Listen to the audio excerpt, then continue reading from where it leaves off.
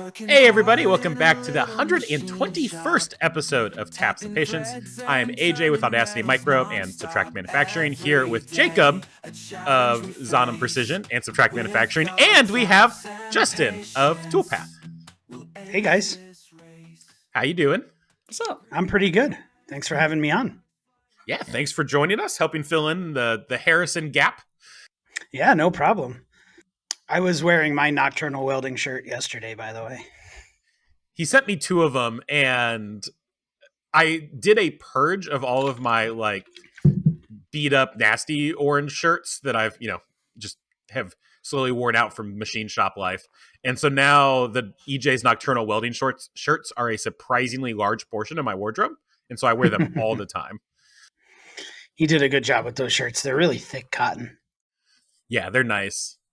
Still waiting on mine. I asked him for one like 2 months ago. I was like, dude, I'll throw you some money. He's like, don't worry about it. I'll put it in the mail.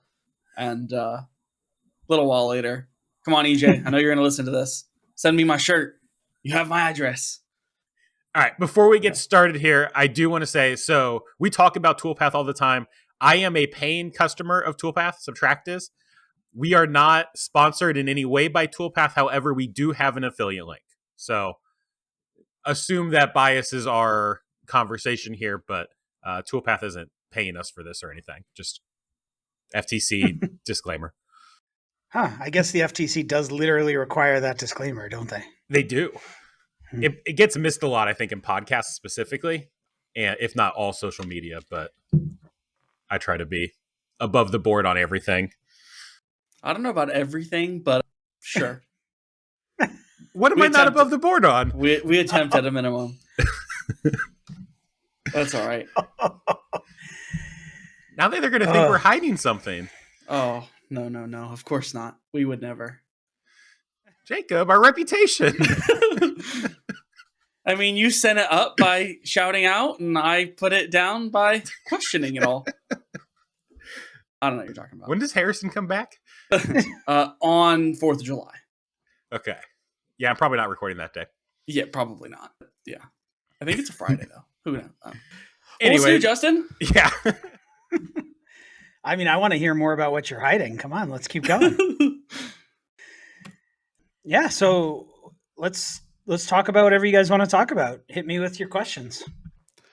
Well, we do have a bunch of good questions from the Patreon, but I'm sure those will be a little bit later. AJ originally asked to kind of set this up, and I was like immediately stoked because we use Toolpath pretty heavily. I like what Toolpath stands for in terms of what you guys have in place. I know that you guys you guys gave us a shout out on Instagram because we talked about pre-tool on this show on multiple occasions. And like, I'll die on that hill that's like the coolest tool that I would have never thought to build or would have thought to have out there. But like, it just works and you guys throw it out there for the community. And we're slowly building stuff like that we would love to see. I'm glad you like pre-tool. We actually I hope to be able to allow custom feed and speed profiles to be added to that. I can't promise a timeline on that, but that's the goal. Totally. We believe so pre-tool solves pre-tool was our first attempt at solving a pretty acute problem for Toolpath. So the strong analogy that I draw here to just anchor everybody is that, back in the days of early CAM, nobody modeled their tool holders. Nowadays, still many people don't model their tool holders.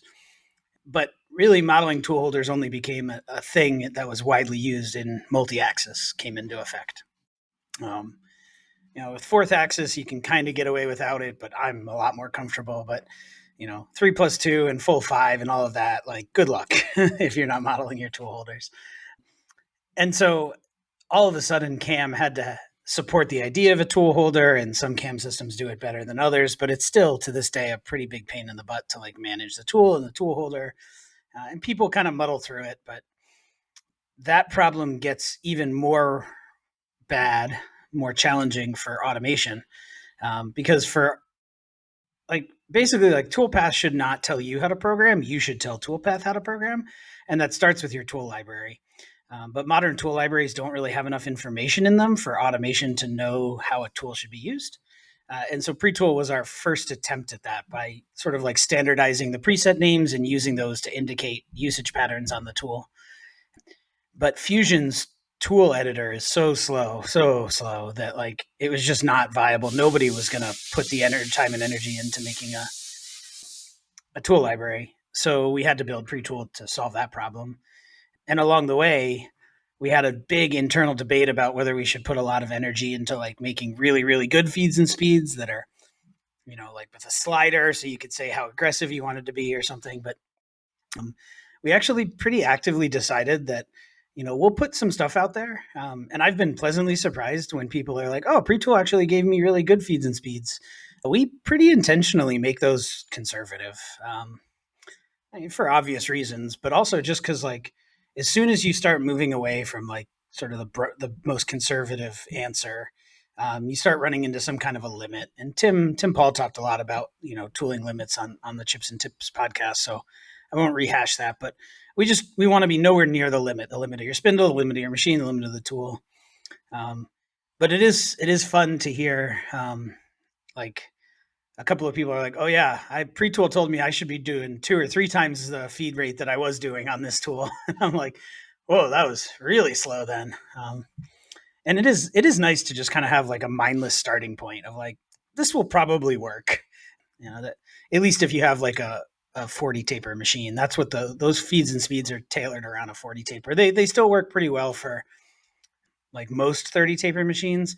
I say that because like on my brother, they work fine. But if I put them on the Sile, which is a single phase machine, they work okay up to like 1/4 to 3/8 of an inch. But if you use anything bigger than that, it's too aggressive.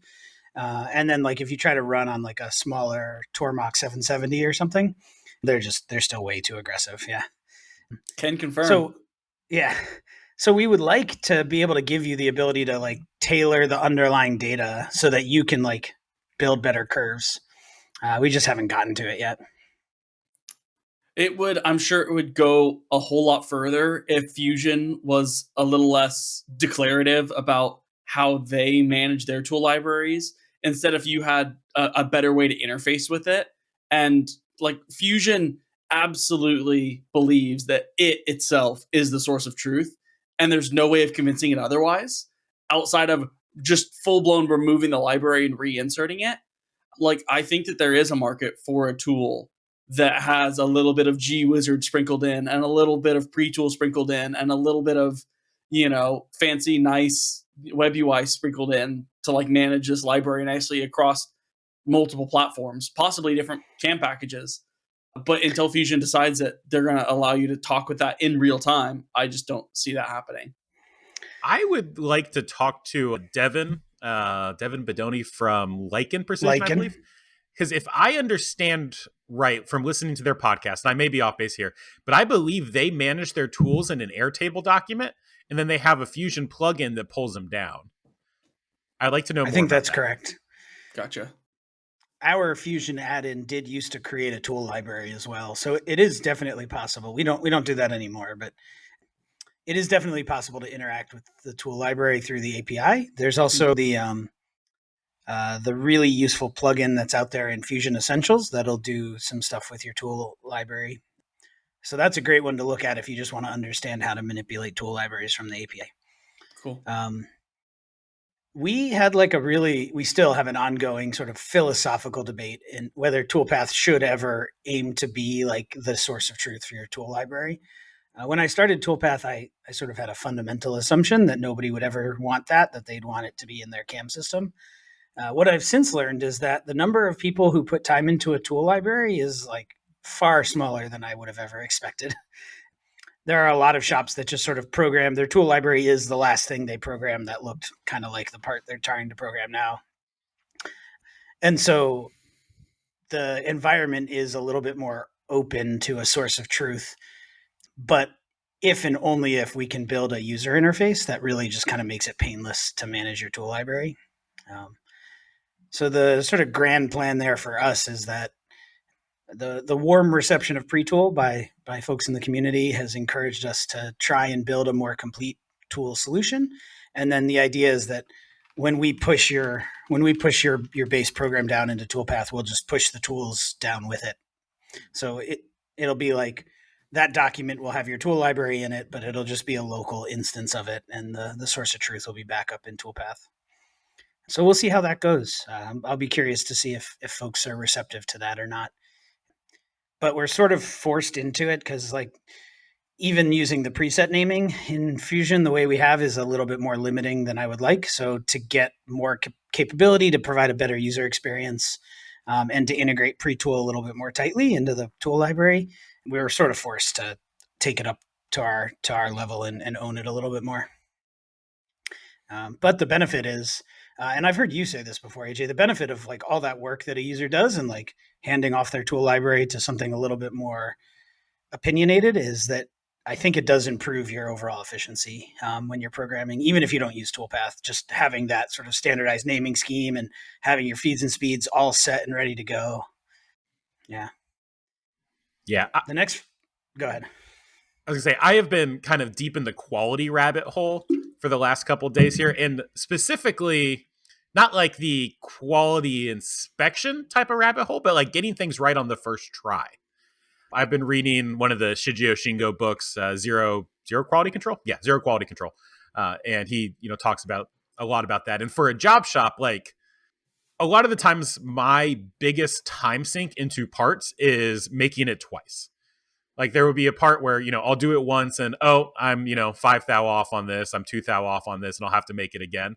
That right there is my big time sink. And if I can avoid that every time and, end up with like a zero defect system that, Shigeo Shingo preaches, that's how I'm maximizing my profits by like a lot. That's my biggest sink of money and time.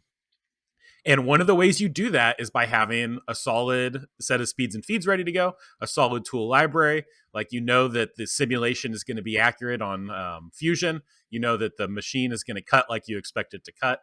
And then you're basically down to programming and work holding. A little baby version of that is something that I get beat up on right now a little bit. So Toolpath has a strong preference for boring out the wall of a hole, even with an end mill, like interpolating the hole, but like using a boring cycle. Yeah. Sure, but not everybody does. And also, like, even if it's a pretty big non-precision bore, until recently, Toolpath would interpolate the wall of that bore. And people are like, that looks weird. I don't know why you wouldn't just use a 2D contour. And they're right. A 2D contour is faster. It's also better for tool life. It leaves a more consistent surface finish on the wall, but it is potentially less accurate, right? More taper in the wall. Mm-hmm. And so I chose that. I was like, just bore all the things because then I don't have to worry about accuracy. So we've since changed the rules because enough people complained, and we'll expose that as an option in the future. But so I think there's a lot to be said for, process reliability, process stability, and just focusing on.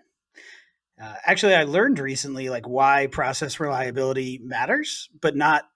Like we all talk about it, but like mathematically why it matters.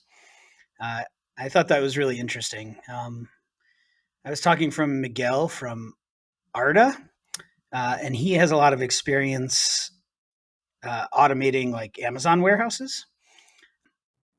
And so he said that like the math behind it is that the effect of variability, process variability, so like sometimes it takes me 1 minute to make a part and other times it takes me 5.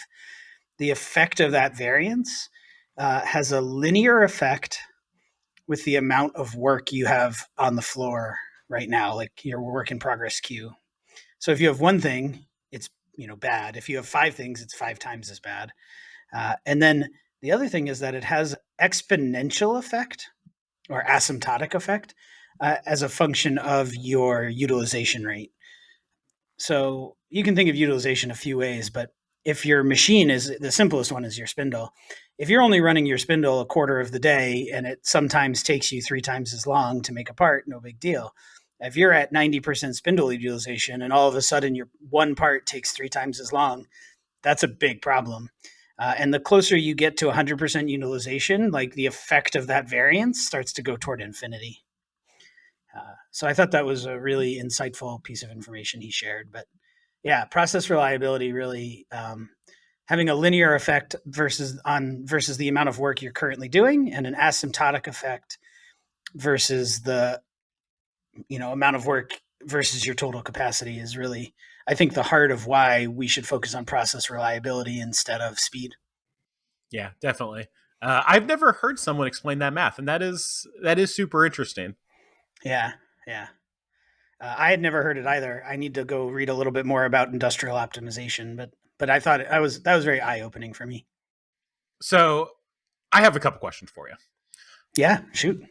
One of which having to do with this, quality stuff. So you guys are a software company. How does Hmm. quality control work in the software world? Depends on a couple of things, but there's a few sort of like accepted best practices.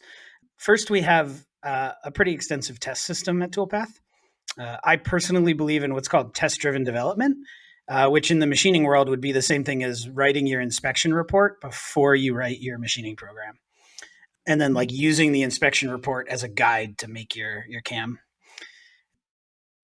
We don't always do test driven development, and the few places where we haven't focused on it a lot are the places that are the most unstable. And so we're currently going through a process of carving out time to fix that in our dev process. So test driven development, this ties into a pretty interesting sort of another philosophical realization I had, but about machining versus software. So when I say test driven development, I mean that like literally somebody writes a piece of code that when you run that code, it will verify the behavior of your software. And then we set up like completely automated chains that run large suites of tests anytime anybody commits their code, and then you can run the test locally. And we as software engineers put an amazing amount of energy and effort. There are open source tools. There's a lot of customization on them to make it as painless as possible to run those tests. And it's a very lean kind of approach. So, and just to go a little bit down into the nerdy weeds here, when I say as painless as possible, I mean like the testing system that we use, and this is just open source. The community has developed this because software engineers are really lazy and they like when they go from one job to another, they like to take their architecture tools with them. Um, but this software will keep track of the exact files that I'm running and knows which tests are affected on which files. And so if my entire test suite, say, takes a minute and a half to run, but the tests for these files only take a tenth of a second, it'll only run the test for the files I'm editing. And in fact, it'll even run it automatically in the fly on the background on another screen. So just I'm sitting there, and every time I'm hitting save, I'm seeing green, green, green. Oh, red. Oh, I broke a test. So that's local. And then when we submit a pull request to GitHub, the entire test suite is run, and the pull request can't be merged unless the tests pass.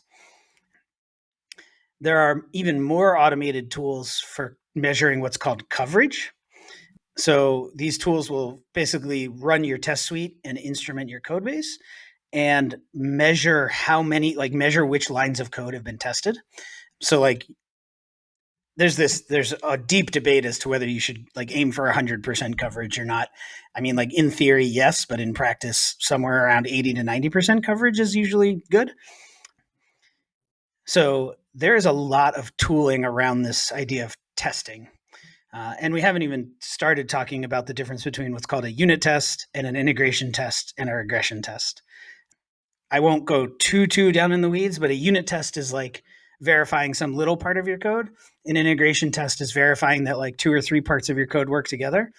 And then a regression test for Toolpath would be like run this part through Toolpath and make sure that the answer is exactly what it was before, like the entire end-to-end chain.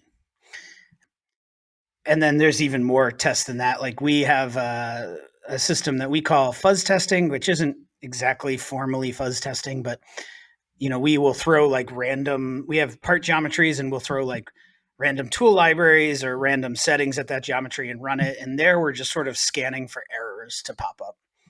We're not like validating information so much as like hoping to break it in a way that we didn't anticipate. So I guess that's a long answer to say quality is assured by testing. We do have a manual quality assurance step, a quality check step that we do before we release. We're actually looking to automate that too. There are tools out there to automate that.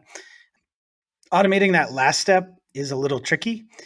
Basically, testing anything on the GUI is always really, really tricky. Um, and so sometimes it's just better to let a human do that because they're a lot more flexible than a robot. But the answer is test, test, test, and all the tests. And I realized recently, I was like, software engineers are like exceptionally good at building out test systems and distributing open source code and tools that do this. And machinists are horrendously bad at it. But if we rewind the clock, say, I don't know, 70 years, go back into like the World War II era, machinists were actually really good at it. Back in the days of manual machining, if you went into almost any manual machinist shop, you'd find a sign plate and a bunch of tooling that would be pretty recognizable. Occasionally, they built some weird fixturing or tooling that you wouldn't see. But what was really going on there is that there was a community sharing of knowledge that happened at the educational stage, where basically as a young machinist, they had you learn by making your own tooling. And then a lot of machinists, you'd work for somebody and they'd have some neat tooling tricks or some neat fixturing tricks. And you'd see that information kind of diffusing out. What was going on there is that the machinists had the capacity to build their own tooling. And so the knowledge transfer was just happening by word of mouth. Nowadays, the kind of tricks that can really improve efficiency or add quality assurance or testing uh, are all in G code and macros and Fusion add-ins. And most machinists don't have skill in Git or GitHub. Macros are complex for a lot of machinists. And so that's a really challenging problem for the industry that software engineers have had huge efficiency gains because the medium by which they develop their trade is the same medium by which they build their tooling. And machinists and manufacturing in general, we don't live in that world. And that's why everybody has to get a custom post made, and why, macros don't, really good macros that people put a lot of time in don't sort of become standards in the industry. I think we have to find a way to fix that. I don't have an answer for it, but I did think of quality assurance. I wrote some macros for my SILE for probing, and I really recently realized that what I've been lacking is a quality assurance process for those macros. So when I make changes, what I need to do is design a little part that has every feature that I would care to probe, and then sit down and write a Fusion program that I can just post out and sit there and run it, like hand wheeling it through a little bit very carefully. And that way, as soon as I make a change, I just post out that new program, I run it, and then verify that like the values in each of these, if I save those values out to like macro variables or something, that the measured values are what I expect them to be. I was just working on probing yesterday. I'm modifying all the Tormach probing routines to output the inspection information in the Fusion format so you can import it back into Fusion. That's a lot of work. Yeah. Isn't as bad as I would have thought. The Tormach macros are much more clearly written than like the Renishaw macros. They're very and it's basically just like each individual macro kind of has its own little flavor of how to do the math. But once you get the math done, it's basically just a standard output statement. It's basically just a print to get the correct format for Fusion. But as I've been going through those, I've been kind of learning more and more macro programming. I found some bugs in the Fusion post, or excuse me, the Tormach post and some of the Tormach macros. So that was fun. I sent in my corrected version to Fusion yesterday, or not to Fusion, to Tormach yesterday. But it's definitely got me thinking about macros more and how much you can do with them. And you're right. The information just isn't there, or the knowledge, I should say, just isn't there in the vast majority of the machining community. And there's kind of also multiple machining communities. There's like us, and we are definitely on the technology side of machining. But like, we, even if most people in this community maybe can't sit down and write a macro from scratch, like pretty much all of us could look at one and kind of understand what's going on.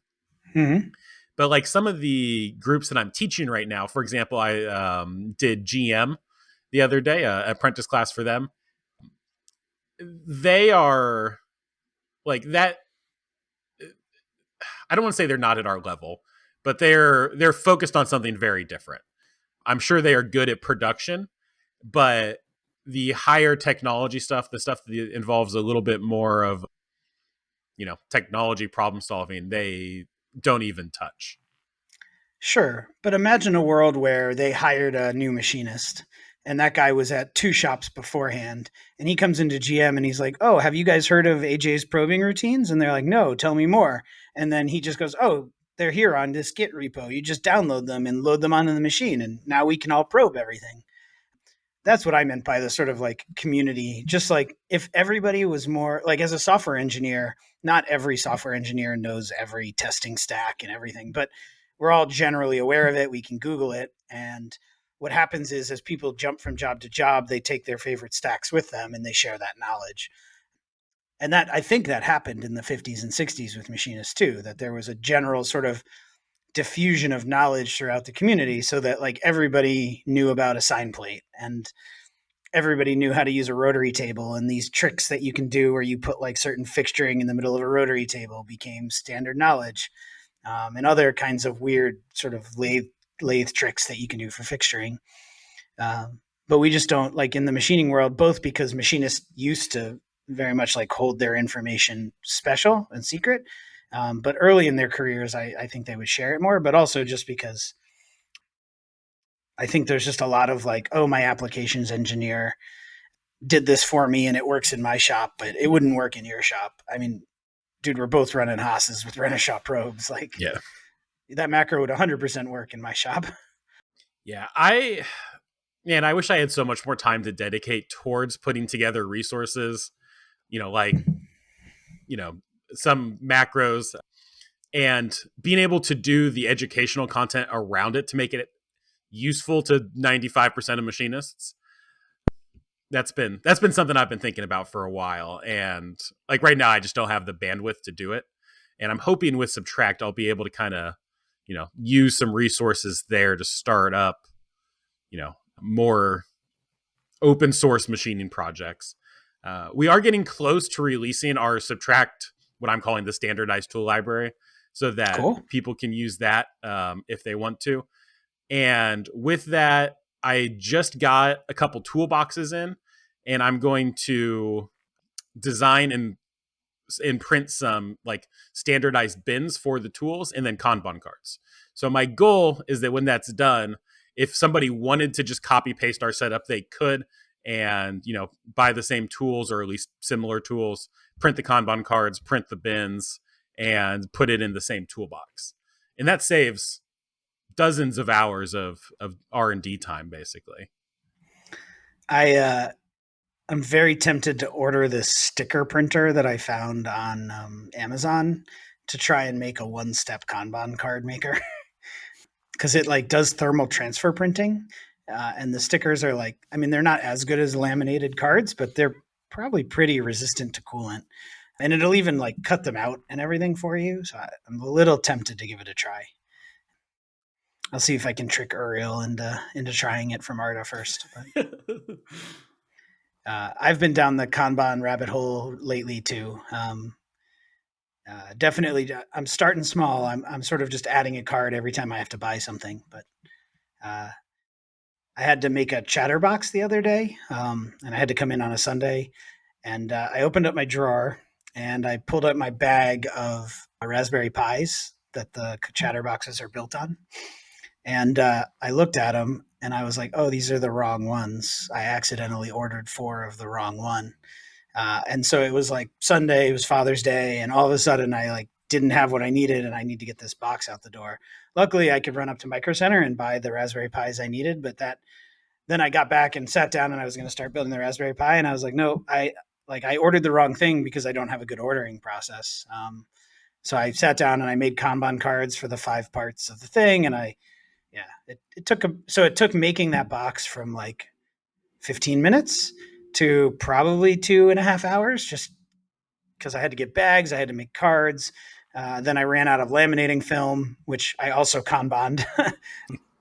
And then I had to go to Micro Center and like buy the things and come back. But now like I should have what I need and I won't run out anymore. So I don't think we've talked about chatter at all on this podcast. oh, okay. Do you want to explain what that is? Sure. Yeah. So we bought Chatter a while back. We haven't rolled it out to our full customer base yet. But the core idea behind Chatter, which is a machine monitoring capability, it's a little Raspberry Pi based box. May not always be a Raspberry Pi, but it is right now.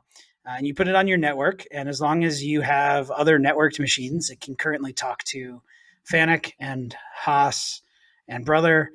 We have some beta testers running Heidenhain, and we have some very, very early Siemens code. Then it'll pull your machines and pull like runtime data from them. It's not exactly real time. It's very close. If you want like 100% full real time data capture, you have to use a different system. But it'll pull your machine like every 2 seconds. It has a couple of features that different people find useful in different situations. It'll give you a text message anytime there's an alarm on your machine. So if you're doing a lot of lights out manufacturing, or even just long runtime stuff, like if you're gonna go, for you, AJ, go have dinner, but there's a job that if it stops, you need to get up and go deal with it. That can be very helpful. Some people just want it to like monitor spindle uptime. We have a couple of customers that have like 10 plus machines, and they want to sort of know which machines are being, idled when. So those are the two major features in it. It can give you more real-time telemetry, like it'll tell you what tool it currently is and what the spindle is, and you can configure it to send you messages when the machine, and not just alarms, but like if the machine sends a message. So that's what Chatter is currently. At some point in the not too distant future, I won't commit to a firm date yet, any Toolpath subscriber will get 2 machines that they can put Chatter on. It'll be able to connect to 2 machines with their subscription. That's cool. And the idea there, and the reason we bought Chatter, was that fundamentally, this was actually Al's insight. He said, look, if we're selling software, if we're a CAM software company, CAM automation, the better we are at our job, the less software we will sell. Right? Like what happens is, we get better, and so you buy more machines and you make more parts, but we still only sold you 1 subscription to our software, which is great for you as a business, but isn't great for us as a business. So you want to design a business model where we both benefit a little bit, right? And so we prefer our business our pricing is $1,500 for your first for your sign up. That includes 1 user, and will include 2 machines when we start rolling out Chatter to everybody. We have some tech redevelopment we have to do there before we can distribute it widely. But then you can expand. As you buy more machines, you can add machines to that subscription. I want to say that's $600 per machine. Or you could add more users, and that's $900 per user. And there are discounts as you get bigger and bigger.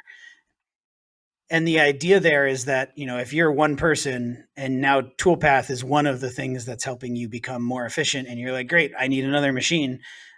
We want our software to be so good that you couldn't imagine running that extra machine without the machine monitoring on it. And so, you'll maybe not happily, but at least not so grudgingly pay us $600 an extra for a year for that machine to get the monitoring on there. There will be more tie-ins in the future. I don't want to call them pie in the sky, but let's call them further out. Chatter has the ability to read the macro variables on your control. So it knows what tool is in the spindle. It can see all your offsets. There is a world where we might, if we can integrate tightly enough with a control, we might be able to give you like a live tool library. So you would tell Toolpath, like, program this part with the tools that are in my machine right now, please. Whatever happens to be in my machine, just use those tools. That's definitely not like a tomorrow feature, just to be clear. I don't want to oversell it, but that's the vision of where we want to go and why we bought Chatter. It's a really neat service. And I think a lot of people would benefit from the text message notifications a little bit more than you might expect. It just reduces, like for me, I mean, I don't run production ever, except occasionally I have to make like 1,000 of something to give away at IMTS or a trade show or something. And so there's this like mental load of like, is the machine running or do I have to get up and go change a part? versus I don't have to think about that anymore. It just sent me a text. Cool, I'll go change a part, right? Yeah. And really, $600 a year, like that's what, one extra part getting made in the year, maybe two, depending on the kind of work you do. So that makes sense to me. I see the value proposition there for sure. Yeah. So that's why we bought Chatter. We're not ready to roll it out yet to the broader customer base of Toolpath, but hopefully we'll be able to start offering some of the functionality soon. Will customers still need a physical box? They will. Yeah. That's one of the things that we're trying to work out. I've got a box right here. Ideally, my goal, do not quote me on any of this because it's not confirmed. We haven't figured out how to do it yet. But my goal would actually be that we'll be able to, like, when you pay for that machine, we'll give you an image that you could download and put together your own Raspberry Pi if you want. We'll send you one if you want us to send you one. But like, we do not want to be in the business of like building and distributing managed hardware. So if there's a version of this where it's like, okay, here's your, like basically it'll probably be at some point, it'll probably cost money for us to send you a box. But if you just download and build your own Raspberry Pi, then it'll be free. The other thing that we would like to do, and I do plan to do, is publish the Chatter APIs that we're using. So if somebody else wants to develop like a completely different monitoring service and then hook it up to our APIs, they'd be able to do that.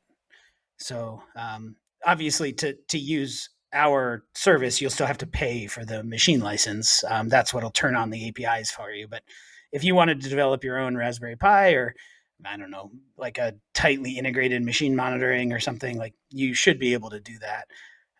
I think a few people have asked me, like, could I hook other systems up to Chatter? Like I have an automated grinder, or like literally, like I keep track of how long I'm using my buffing wheel. Could I have Chatter monitor that? And the answer is sort of. When we publish the APIs, when we make them public, you could use those APIs to add additional equipment to it. That will definitely be like an advanced super user functionality. Yeah. But, so, the long-term goal is that we'll provide you a box. Hopefully we will have a way for you to download an image, put it on a little SD card, shove it into a Raspberry Pi and plug that into your network and be done.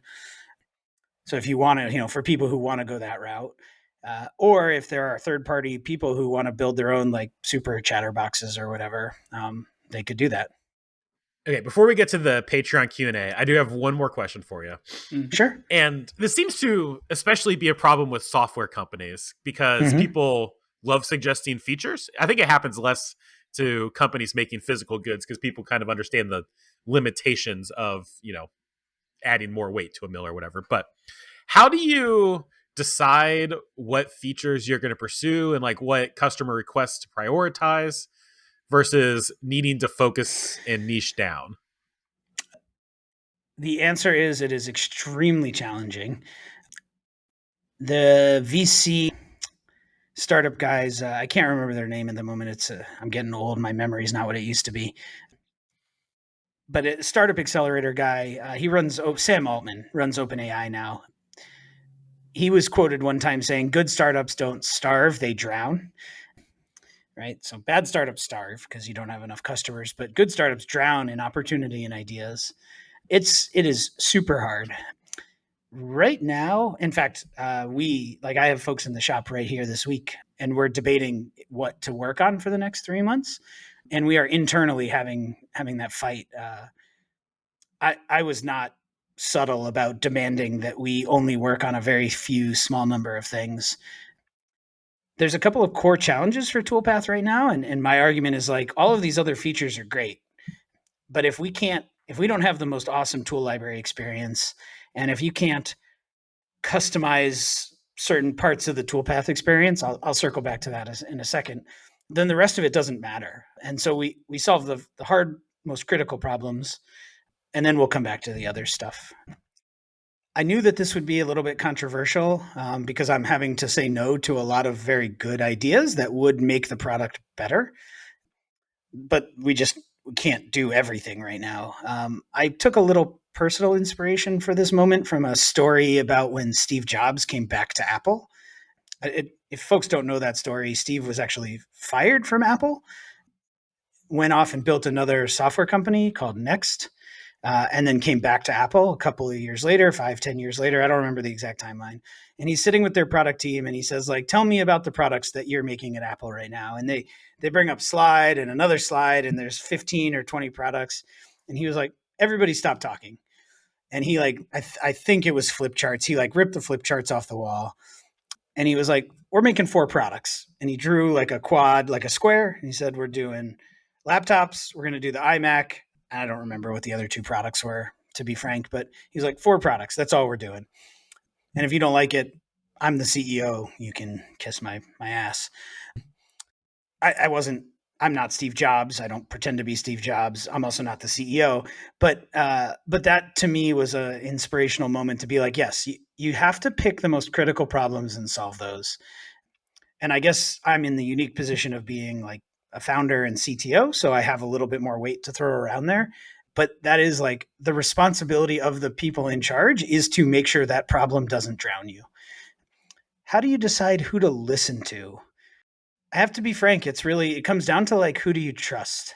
I do think that like before Toolpath, I spent a bunch of time at NASA getting told what didn't work about my software by everybody. And for a few years, I tried to go like fix that and fix this, right?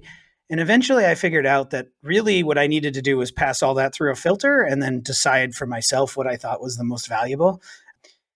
So my perspective on this is like, I always like when I ask somebody about the software, I'll very commonly be like, tell me what you don't like. Tell me what you hate about my software. Not that I do like hearing nice things about Toolpath. I'm super excited you guys are using it for Subtract. It's really, really cool. But for me, like the most valuable information is for you to just have free reign to tell me what you don't like. I won't, but I will also very commonly be like, look, I don't promise that I'm going to fix everything you tell me here, but I really want the information because my job is to see if I can find a general solution across like 5 or 6 people. But yeah, figuring out some sort of process and being very deliberate about, like I talked to Al recently. Al's our CEO, if anybody doesn't know. And I said, look, I'm just going to default say no to everything you ask me from now on. Like that's my new process. Whenever you ask me for something, I'm going to say no. And it's not because I'm rude or I'm being a jerk, but I want you to have to think about like whether you want me to like, I want you to have to fight me a little bit for this. Right. And so I'm like actively introducing some personal processes to like create some friction for people. Right. Like, so there's like, that's my style a little bit internally is like, I'm just going to just say no. And then if you really want it, then you'll come back and be like, I think I need you to think a little harder about this. But yeah, it's a really, I don't feel like I've answered your question very well, but that is a fundamentally hard problem for any software company. That's awesome. I like actually love that answer. Like I've dealt with being in organizations where kind of the general assumption is, hey, we're all just supposed to like help each other and do the thing. Like this is literally what we're here to do. But then you get washed out. And the thing that I had to continue to tell people was, hey, every time that you give me hey, I ask a question on why something hasn't happened, right? It could be just out of sheer curiosity. I'm just asking, right? And you tell me, oh, well, it's this minor little, technological thing that like, it's not really a big deal. Like I really should just like go do that thing and fix it, but I just haven't done it yet. And then of course I poke a little further and say, well, like what would it take? And they say, oh, no problem.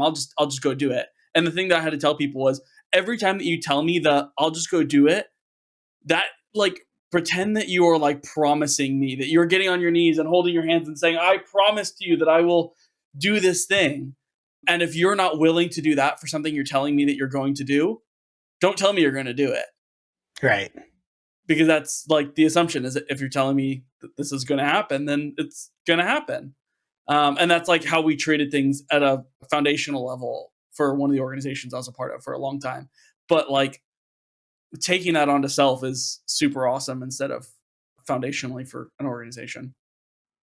Yeah. Yeah. I think default no is something that as a leader in the organization, I actively try to model for people, but I also think it's something you can explicitly like tell your team like, hey, I know I'm your boss. I expect you to tell me no.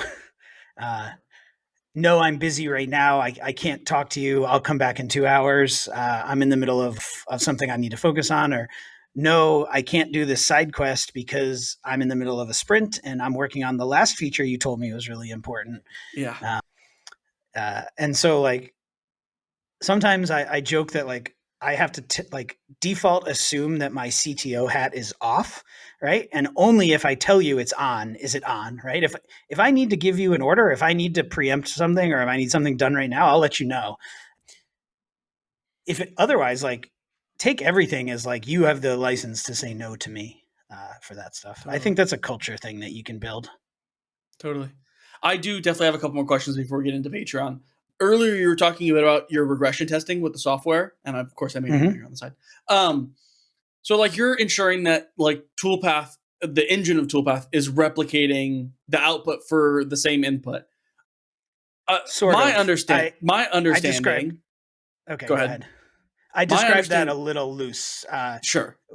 We are not doing extensively heavy regression testing because we're improving the output so often that would be counterproductive. But yeah. But what my question really is obviously this is marketed as an AI product, and the way that I understand it is it's not built on more modern LLMs, instead on kind of more old school ML, machine learning, whatever algorithms and however you guys are making that happen.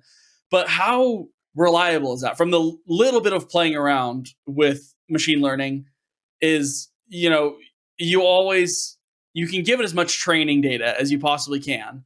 And you can look at what it's outputting, and you can look at inference, and you can look at its certainty on how certain it is that the output is what it expects. But how do you guys actually train and trust that to a point with a product? Given we've tested Toolpath quite a bit, we did a lot of cross shopping. We talked with a lot of shops. We got a lot of numbers. We quoted a lot of parts. We talked with other people who have instant quoting that's super not Toolpath. And we have our own layer that we've built on top of Toolpath that we, do some things that Toolpath doesn't take into account, i.e. complexity of the part, how much we call it the pain in the ass factor. That we're doing after the fact. I do not call it that. Okay, we as in me and my alternate personalities. But so we I know that Toolpath is good. Like in terms of I can throw a part in it, run it through our system, and we're gonna have a price plus or minus 10% of what the sheet says it's supposed to be. But how are you guys building? Like, how are you guys justifying that under the hood and building that into your systems? Not sure how far down the rabbit hole you want me to go here, but all the way. Okay, all right. Machine learning is actually a really old topic. Believe it or not, the first published paper on AI, they did not call it AI, but the first published paper on artificial neurons, which is the foundation of modern AI, it predates NC machining by a few years. It's in the very late 50s, or I want to say maybe 49 or something, from a German guy. Fun fact, almost everything that we know about modern technology, the Germans figured out in World War II ahead of us. It's insane. And Google Project Paperclip if you don't believe me. But we are using a branch of machine learning called reinforcement learning. I'm going to try to stay a little bit far away from the math and lean heavily on analogy here. So reinforcement learning, and anybody who's an AI expert, please just know I'm making some simplifications for the sake of getting to the higher overall point. This is a branch of machine learning that's really good for building board game AIs, or RPG AIs, like the AI in StarCraft, for example, if you've ever played that game, or Warcraft. The way these things work is you develop literally a digital model or a digital twin kind of a board game. And that model has deterministic rules on it. So you can't, a pawn can only move in certain ways, and a rook or whatever. Those rules can never be violated. The AI doesn't have the option of doing an illegal move. And skipping a whole bunch of math, the way these AIs work is that they literally, they're given a vector of numbers that represent the current state of the board. and they make a decision about the next move. And only certain moves are allowed to be made. Now, depending on how you structure your AI, you can build one that has to guess and learn the legal moves, or you can build one that's literally not allowed to make illegal moves.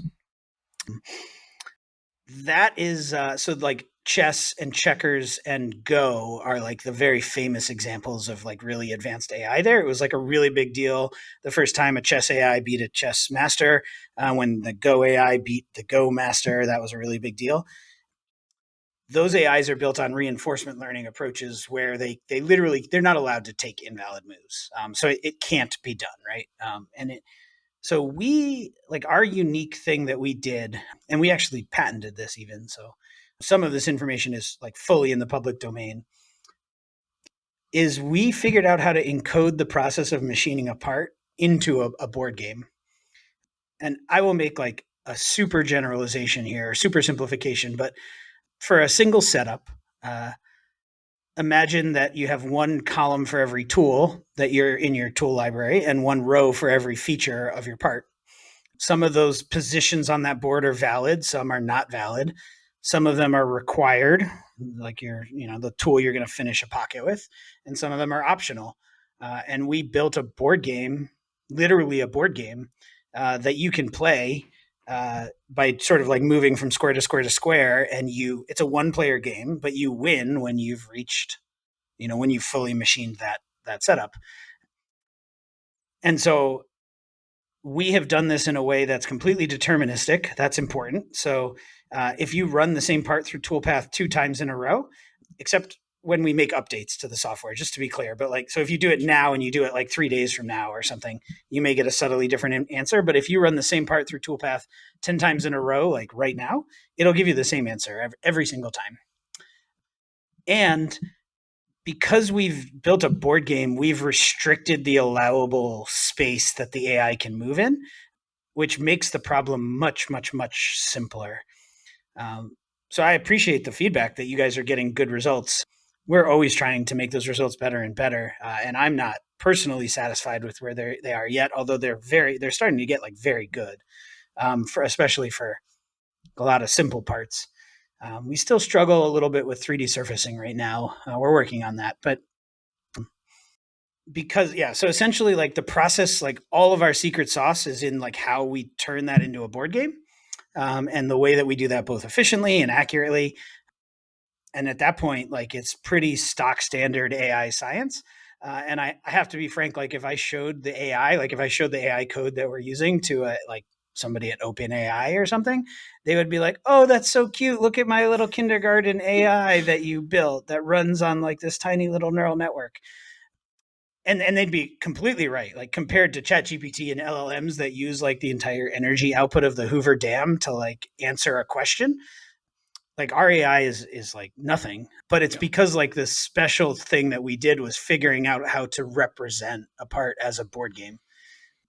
And I think that's what gives Toolpath. I hesitate to claim this myself, but I've had people say like the results to like Tim Paul said this when he looked at Toolpath before he joined us. He was like, it looks like it knows what it's doing. Yeah. And I think that's because like we have accurately captured the way a human thinks about machining a part as a board, like as a set of rules in a board game. Yeah, that's phenomenal. It's again, I looked at Toolpath as a super outsider before I came in. I saw the guys on the internet that were using it. I saw, the like what was available from the outside. And before I actually kind of rolled my sleeves up and started poking at it and playing with how it looked at parts, like you could tell what it was thinking by seeing how it attacked certain features. And like we just had a part that came in, what the part's for, God knows, but it looks almost like a center section for a rotary engine. Mm-hmm. And it's got like a bunch of weird 3D, like a triangle with rounded whatever. Yeah, okay. Yeah, some trilobular funkiness, and it's got holes that come in from the outside that are funnel shaped. That like as far as I know, I would slap it on a 4th axis or a 5th and open those holes up, and not a big issue. And because I'm putting on a 4th, there's some sharp internal geometry that like you could get to from the top, But Toolpath is like, oh, this is 9 setups, and we're going to have to do this. And still, after all that, these areas are not machinable. And that's Right. like its total tell on like just watching it think through that surprised me The in terms of pathological trouble that Toolpath has right now, and that we're spending a lot of energy and time working on, is the reality of machining is that your as machined part very often does not match the model. Yeah. And I mean, sometimes that's as simple as like they modeled it as a 1/4 inch hole, but the GD&T on the print says, please make it an 1/8 inch hole. But those are fairly easy to deal with. The hard ones are like sharp internal corners on a chamfer that's totally just an edge break or something, and you're just going to like run the chamfer tool around that, or you'll run the chamfer as close to the wall as you can, right? So that's a very common one. Another one is like you have some surface that some slanted face that you're gonna surface, but they've modeled it that it like comes to a sharp point with the face it intersects with, and you're just gonna accept whatever radius you can put in there, right? Makes sense. Or maybe you'll come in with a flat end mill and like make it as good as you can, but it's it's a sort of like a not machinable kind of feature. And there's just sort of this like general acceptance of like good enough is good enough, and sometimes you're using your tolerance band for that, sometimes you're abusing your tolerance band for it, but sometimes there's an explicit understanding with your customer, like, oh, I know when they send me geometry like this is what they really mean, or they're totally fine to accept this kind of thing. Or I mean, I even had a customer once was like, I have a customer where I literally have to ignore the print because what they care about is that these two parts fit together, and their prints are always wrong. Yeah.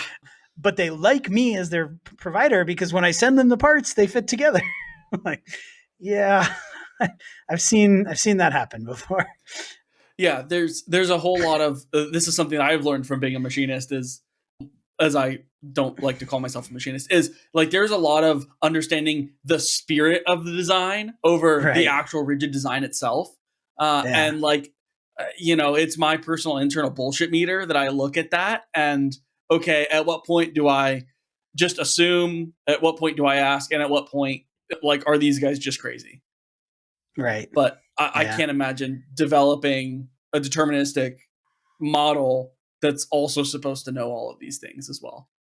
Yeah. So like the sharp internal corners on a chamfer are like my canonical example of like what happens is Toolpath will go into what I call try hard mode, and it'll be like, this part is 17 setups, and it's like holding it at weird angles, like, and maybe I stress maybe, if you have a 5-axis, like you would go do that, but nobody in their right mind with a 3-axis machine is ever like, you're just gonna do the best you can, right? Or if the customer really wants that geometry, like, then that's a $5,000 part or something, right? But Toolpath doesn't know that. It's 3-axis only for right now. I am looking forward to hopefully starting on 3+2 soon. Again, no promises on the timeline there, but that's like what's on my mind now. And in that case, like, if Toolpath really wants to like kick it over and like face that, like, sure, whatever. At that point, you don't care. But a lot of times you get results like that. And right now with Toolpath, you can't like go in and just be like, don't do that setup. Please stop being a moron. And so that's like the kind of customization that we really need to add in to. We're in this uncanny valley situation. We just got some feedback from somebody who's not currently a Toolpath customer, but they put like a huge amount of time, like I think 30 parts or something they did a time study on. And they were like, Toolpath is better than me at estimating my parts. But here's a list of all the things that I can't do with it, so I'm not signing up. But he was like, but it's better than me. It was more accurate and less time for him to estimate with Toolpath. And I don't mean that as like a humble brag or anything.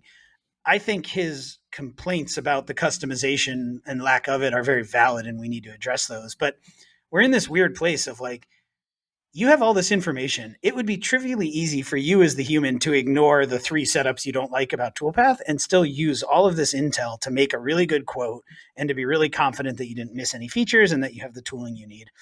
But because we look so close to a CAM system, the very reasonable instinct of all of our users is like, can I delete this setup? Can I change op one? Can I add a new setup? Can I change a tool? Like, you just want to tinker with it a little bit. And we are like working very hard to bring that level of customization to people. That's like one of our development team's focuses right now. And I think once that happens, it will unlock, like, the software will feel very different to people when they can use the AI to like guide what they're doing, and or they can guide the AI really. Totally. Do you want to say something, AJ? Yeah. So here's a question for you. Is Mhm. Toolpath a quoting software or is it a CAM automation software? Yeah, that's a good question. Yes. Here's the real answer. The real answer is that we started Toolpath to be a CAM automation software. That is what we want to do. That is what we believe will help unlock. It's not the only thing, but that is the part of the technology chain that we believe will unlock a new level of manufacturing for people, right? A critical part of the chain that lets you, AJ, or you, Jacob, run 5 machines instead of 2. That's what we want to do. To be completely frank, we spent 2 years working really hard on like the core level of the AI, and we built that board game thing out, and we figured a lot out, and then we felt like we had sort of run out of our R&D runway, and we had to make a pretty difficult choice to pivot. And you're sitting there like looking at how much money you have left, and your ability to bring CAM automation to the market, and like, did we think we could get even a few hundred customers paying for this thing in like a near period of time? And the answer, 3 years ago was just no. It wasn't good enough. It wasn't reliable enough. It wasn't fast enough. And me, as like coming from a research background, I was like, this kernel of this thing that we built, nobody has ever done this before. I It needs to continue to exist so that we can continue to make it better, right? But we're not on infinite funds of an R&D organization, so we made the choice very explicitly to be like, okay, well, all of this information that you're using to program the part, even though it's not a great program, it wasn't two or 3 years ago, it's actually like pretty good information to make an estimate. People will be a lot more forgiving about mistakes or added setups or everything, those kinds of issues, if in an estimate, because you don't need to put the part on the machine at that point. You just need a number to win the quote. And so that was a business decision to make a pivot from programming to quoting, so that, to be completely honest, so that we had a product to put out to market.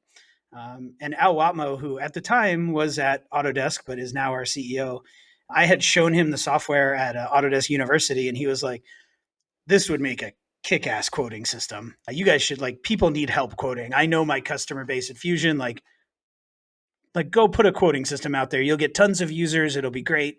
And it'll buy you runway to continue working on the CAM automation." And so, with a bit of motivation from him and the sort of technological realities that we had at the time, that's what we did, is we put out a quoting system.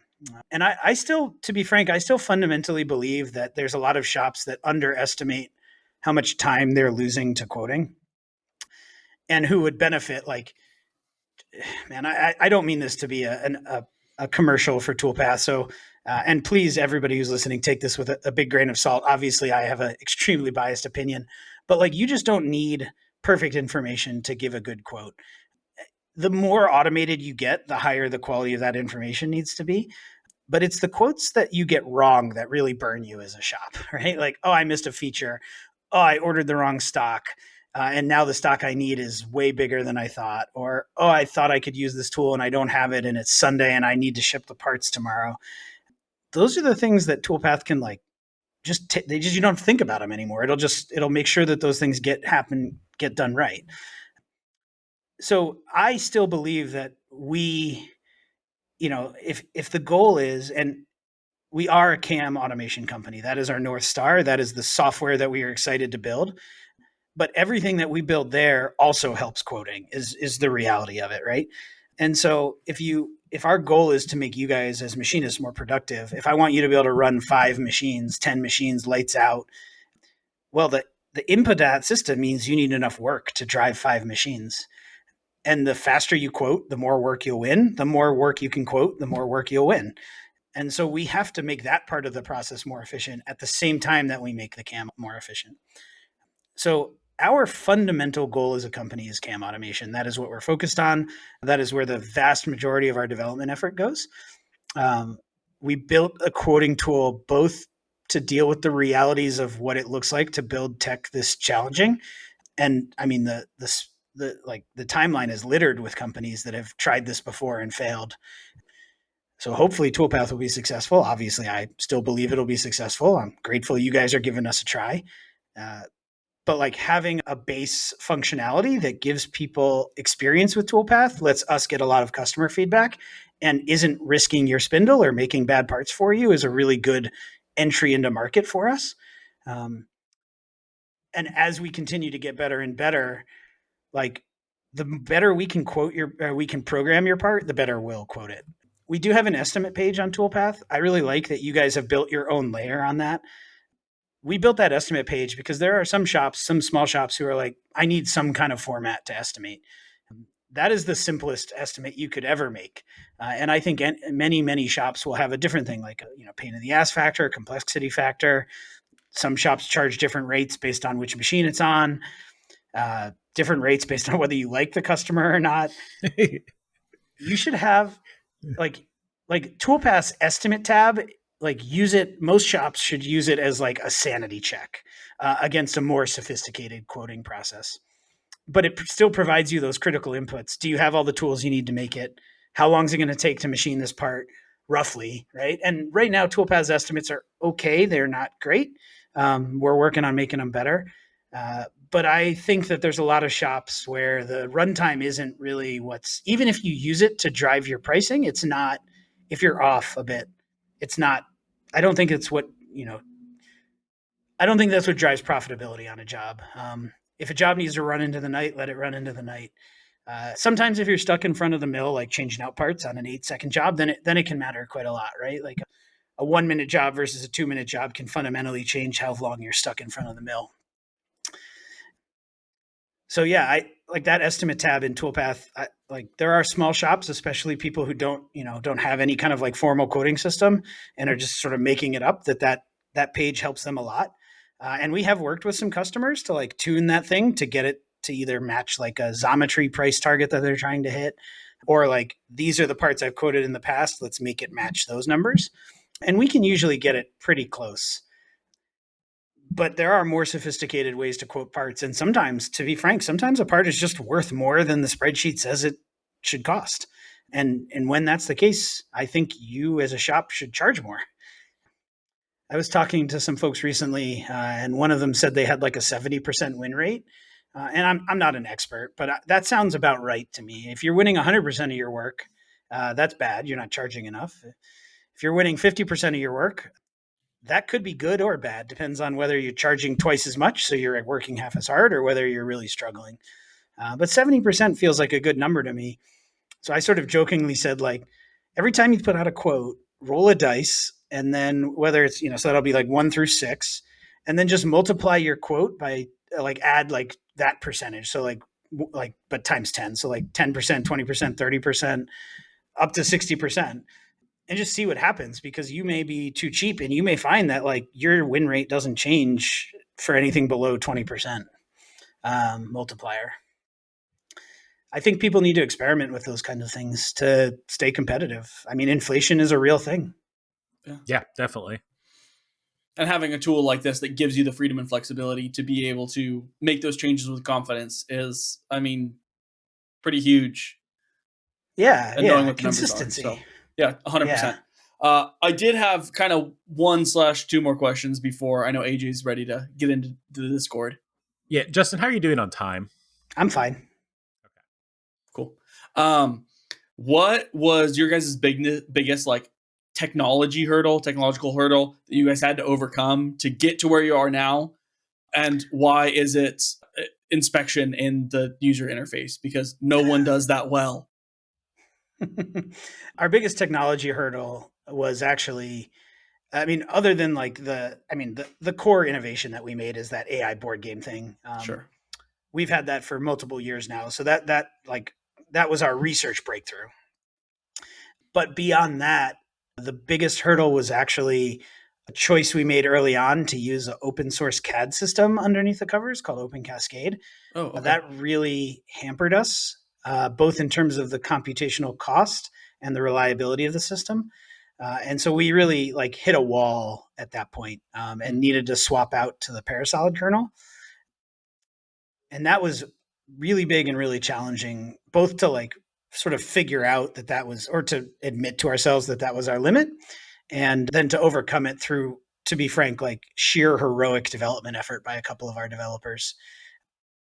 And just to be clear, not me. I wish that I was able to help with that more than I was, but a couple of our developers, particularly Justin Mims, if he listens to the podcast, make sure that he gets the credit he deserves, just did an amazing job. So that, like, getting to the point of like, okay, we have this board game thing that works, but now it needs to work both fast enough and reliably enough that you guys can use it, right? Like, I know that theoretically it's good, but the difference between like works in a lab and works in a product is like a huge chasm that a lot of companies never know how to cross. And I'm very proud that we've gotten to the point where I feel like we're past that. So you'd say that problem is solved. I'd say that the problem is mostly solved, and now we're just in like some parts still error. We're not 100%, but we're like, we have solutions. We're working through them, and we're on like the tail of that problem now.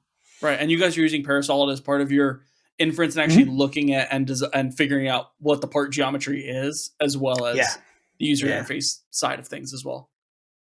The user interface uses Parasolid only like a very little amount to generate meshes and stuff. The rest of it is done with like Three.js and all web technology. But yeah, like Parasolid is like a core tech in how we inspect and interrogate parts.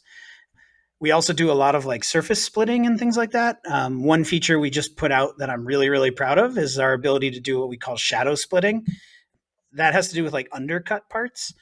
So sometimes like, you know, an undercut goes across the entire face of a part, but very often somebody will make like a little wing on the geometry, and like, so then the part like kind of, the wing like bumps out in the middle of a wall.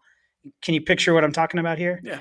I have a part somewhere that has this, but anyway, and that used to confuse the crap out of Toolpath, but now it like understands that, okay, it needs to split the floor and like basically create a virtual pocket, and then like kind of come in and mill all those walls, mill the wall of the wing as if it was a pocket wall, and then come back in later with a key seat cutter and do that part of it. So we use Parasolid to help us with a lot of that stuff, like surface splitting and extrusions, things like that. But the difference between Parasolid and Open Cascade was much larger than I thought it would be. I mean, I'm used to living in a world where open source tools are often better than the commercial equivalents. Like, and in the CAD world, the CAD kernel world, it's just not that way. Yeah. Sure. That makes sense. Yeah. That was something that has always been a pain point. Like running Xometry for not as long as I did, but for a while.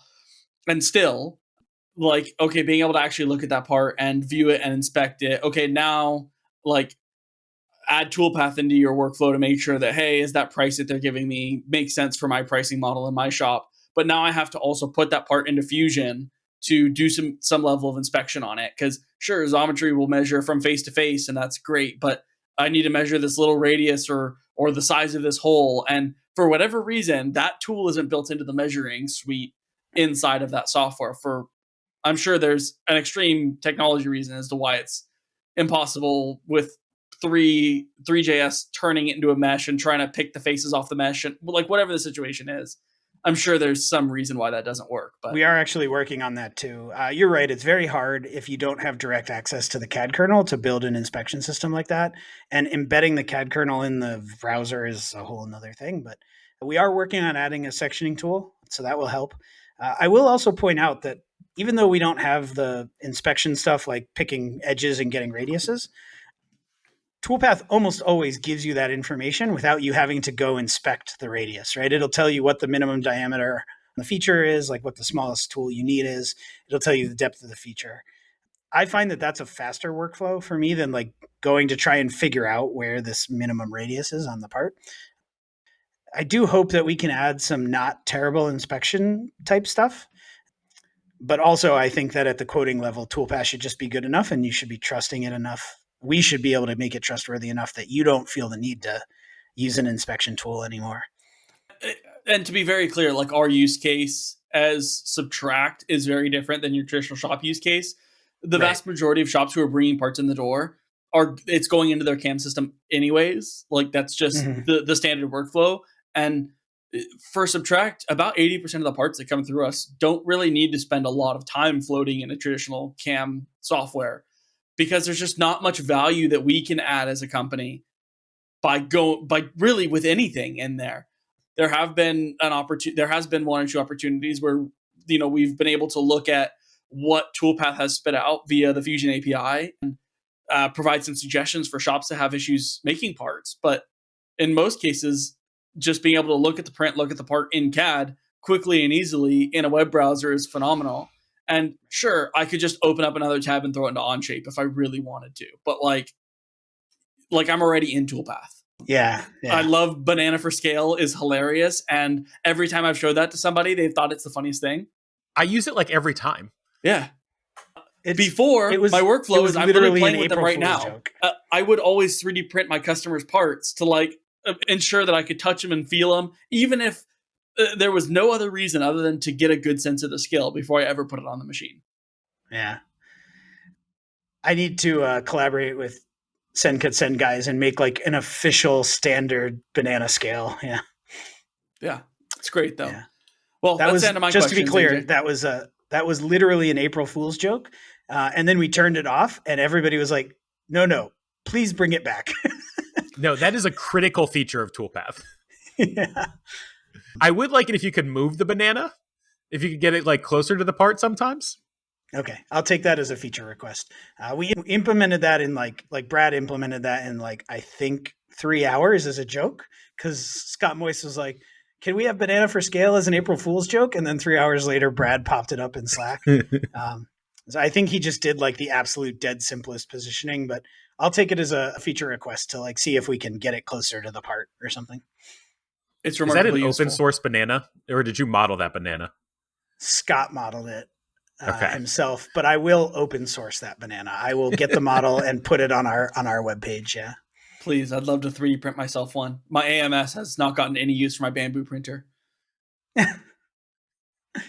Somebody, I can't remember who, but somebody, when we put out that feature, sent me a message on Instagram and it was like, I didn't know about the Banana for Scale thing. And so my friends were telling me about this Banana for Scale joke you guys put out. So I went and printed it and showed them the banana. And then they started really laughing at me because he thought that was like the intended use case was to like have the standard banana. He didn't understand the internet joke. But yeah, that's funny. Yeah. But I'll make sure that I'll try to get that up today, even make sure that banana model gets up on our website. That'd be great. Thank you. Before we get to the Patreons here, can I give you my one gripe that I have about Toolpath right now? Yes, a serious please. gripe, not a joke gripe. Okay. Yeah. When you import a program from the website to Fusion, it uses some like construction geometry to place the work coordinate system. And 9 times out of 10, when I am machining something that I programmed in Toolpath, I don't actually use the stock size that it generated. And I change the stock size, and I expect the work coordinate system to be top center on the material like it was when it first exported. But then the work coordinate system doesn't move. And you end up, like, if you're not paying attention, your work coordinate system might be half an inch below the material. Got it. Okay, first, I have some preview-only features I'll show you off podcast for a better workflow in Fusion. I don't know whether you'll like it or not, and it was just a prototype. It uses some of Phil Mestenhauser's like container method stuff. Mm-hmm. And in that one, you control the WCS. It's really meant for a 0-point workflow. And so the WCS is tied to your work holding and your 0-point system. And then as you import the part, first of all, it'll import with parametric stock. And then it'll put the WCS in the 0-point for you. But also, we are actively working on improving that Fusion workflow. So give me about 3 weeks, and I will have like a much nicer Fusion import workflow for you that I hope will allow you to define your own template system and your own parametric stock, however you like. Put your WCS where you want it to be, and it should stay there. Nice. Okay. So we're actively working on that. But if it's really driving you nuts right now, I may have a Band-Aid that can help you in the short term. Yeah, I did run a program with the WCS in the wrong place, and it was like a half inch deep. Fortunately, it was on one of the VF2s at school with like a 3/4 inch end mill. And so an extra half Yeah. inch of aluminum didn't even phase it. But Do you run a machine model there, or are you just running it off the part? I just run it off the part.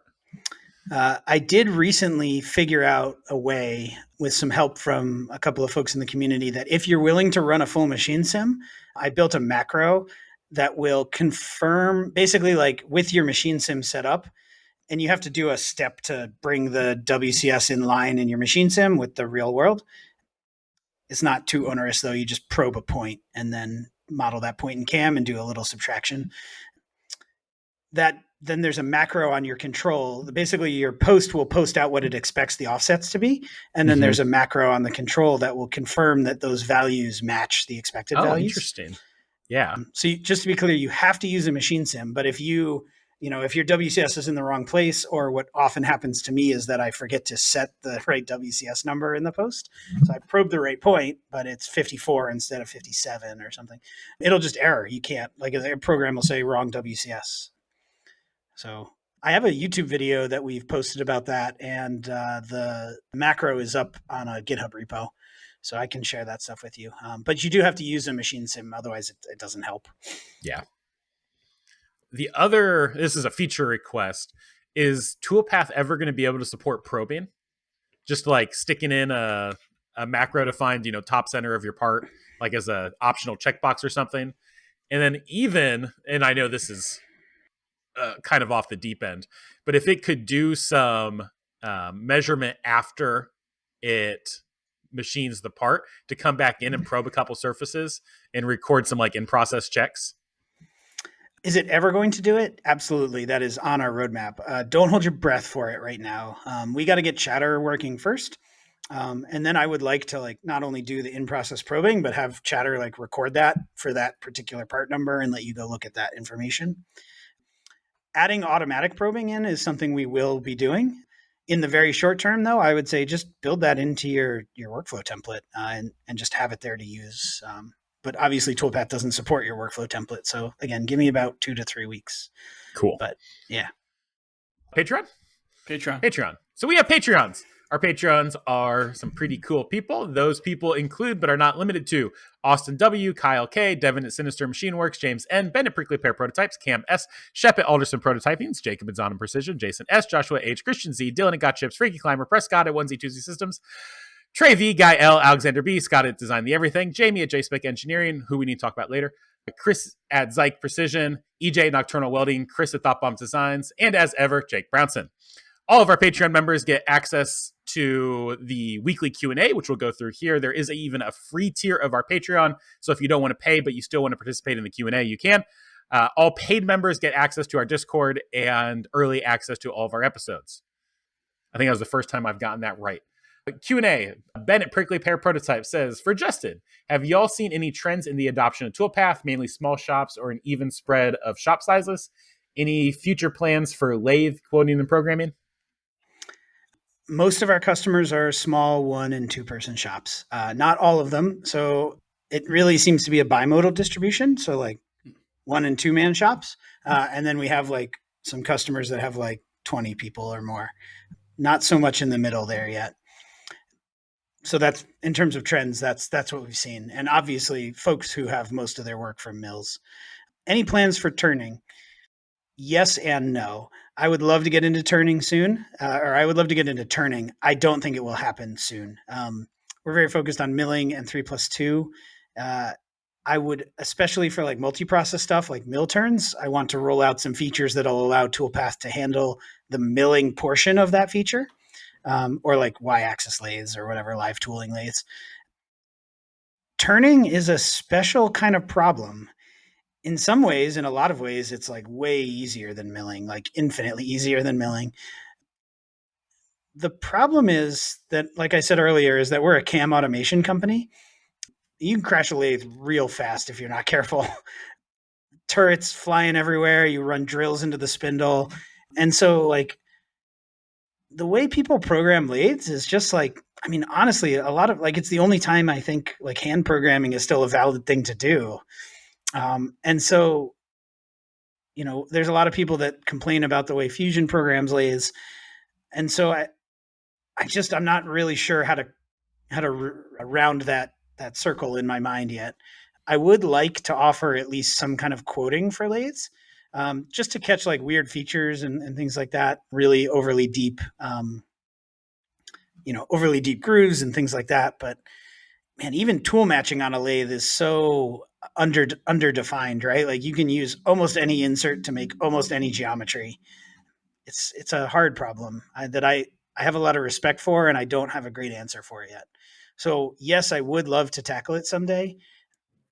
After I feel like we're doing pretty well on 3+2, then I'll probably turn my attention to turning. All right. Also from Ben, it says for AJ and Jacob, have y'all had any pain points with the setup of Toolpath / the cutting configurations for Subtract? He's had to do some playing around with the tool library priorities to help dial in what tools it wants it to use. I can say that our first tool library we made, while in theory was fine, it wasn't very optimized for Toolpath, where we basically had everything from a 1/32 to a 3/4 inch end mill in one library. And Toolpath was like 3/4 inch the everything. Right. And that would make our quoted cycle times too low because most people aren't going to use the 3/4 inch end mill at full send. Even on something like a VF2, you wouldn't, use that 3/4 inch most of the time. And so we had to split that library into multiples and set one of those libraries as a priority and the other one as a not priority. The other issue we had, and this was 100% our end, we did the math wrong on the tool stick out, and all of our tools stick out like 2 inches, including like the 1/32 inch end mills. And if we had that would be a bad day. Yeah, if we had caught this before we split up the libraries, it would have been really easy to fix because the library was generated from a spreadsheet. But now that it's all split up and I've done like some customization on it, it's become more of a problem. And our 1/32 inch end mill still has a 2 inch stick out. I will take all of the blame for this, by the way. AJ, given from someone who has no traditional machining background, AJ said, "Here, build tool library, please," with kind of no other input. And I gave you a design document, sir. Yes, you did. But in terms of like really the specifics of, there was some overarching ideas about how we wanted to number things and what tools we wanted in the library. And then it was like, okay, cool. Now like figure out how to get these 100 tools or whatever and get profiles built for all of them. And my brain started kind of ticking up, okay, if it's going to take me, 2 minutes to find each tool and this long to like actually program it into Fusion. And then I have to like, I was like, this sucks, and put it on my to-do list super far down because I did not want to deal with it. And then had a light bulb go off of like, it would actually probably not be very hard at all to use some like web scraping tool and a Python script to just like go to the web page. And if I can't figure out the like math on how to actually pull in like the proper parsing to get the right data out of the web page, at absolute bare minimum, I could convert this to Markdown and send it to ChatGPT via the API. And 9 times out of 10, it's going to give me 90% of the right answers. And so like I started building that and then got to a point where I had gone so far over my head on implementing Puppeteer to scrape like the entirety of all of Helical's catalog and all of Lakeshore Carbide and all of these other places just to give me a checkbox to build the tool library. And then I was like, okay, how quickly can I build this? And just built a Google spreadsheet and had it done in an afternoon and realized that was a bad idea all the way around. Again, completely my fault. I may ruin your day telling you this now after the fact, but since there's still some edits that need to be done, pro tip, if you go pull that library up in Fusion and then highlight all the tools you want and copy them, you can just paste that into a spreadsheet. Totally. Yes. I know that is a thing. I shouldn't have said that there are some libraries that works super well in Fusion. There are other libraries that don't exist anywhere as a centralized tool library. My point was that since they have that format, as you went to build out that library, you could use that format. But also, if you need to do some bulk editing now, it may be a good way to do it. Oh, that's a good idea. Definitely. Yeah. Yeah. One of the causes of all the tools being the wrong length was Fusion uses a weird name in their spreadsheet for the length below holder. Yeah. In the Fusion API, it's called length below holder. And in the spreadsheet, I don't remember what it's called. It's like, Yeah. it's not shoulder length because that's something else, but it's like, Yeah. It's I some don't remember. weird It's a dumb acronym. name. Yeah. Yeah. And I think we did it backwards. And basically, the length below the tool is actually the length of the tool that is in the collet normally. Yeah. The math is essentially, okay, how long is your flute length? How long is your shoulder? That's how far it's sticking out within, reason. And so for tools that have no shoulder because they're straight shank, then it's not an issue. But Fusion calculates the length of that as the length of the rest of the tool. And it was very much not the right way to do it. And again, I built it in an afternoon. Well, hopefully you fix that stick out before you train your customers that you're able to make parts that are 1/32 by 2 inches. But yeah, we on all of our orders, we give customers pretty detailed DFM feedback when we send them the quote. And a lot of the times, we don't say it like this, but it's like, if you don't accept our DFM feedback, we're just going to not take your part. And here's the price with the DFM feedback. Yeah, we Christian always. Z. Oh, sorry. No, you're good. Go right ahead. Christian Z. 3 questions. That's why that random one is there at the beginning. Is Toolpath considering discounted non-commercial licenses? $1,500 a year is pretty aggressive pricing for commercial users, but it's going to be steep for amateurs or shops just starting out. yes, we are planning to do something for hobbyists. I will say that we'll also be making the product much more available in the not too distant future, but I'll just leave that as a cliffhanger, mostly because I don't know enough details to put out more publicly, but some sort of like low cost entry tier. We do offer a monthly plan that you can sign up for and drop off of. So if you're just starting out as a professional shop, I'll be blunt. If you're making parts, $125 a month, like, it saves you that much time almost instantly. And if it's not saving you that much time, then figure out why you're not quoting enough parts and make it so that you're quoting enough parts that it saves you that much time, right?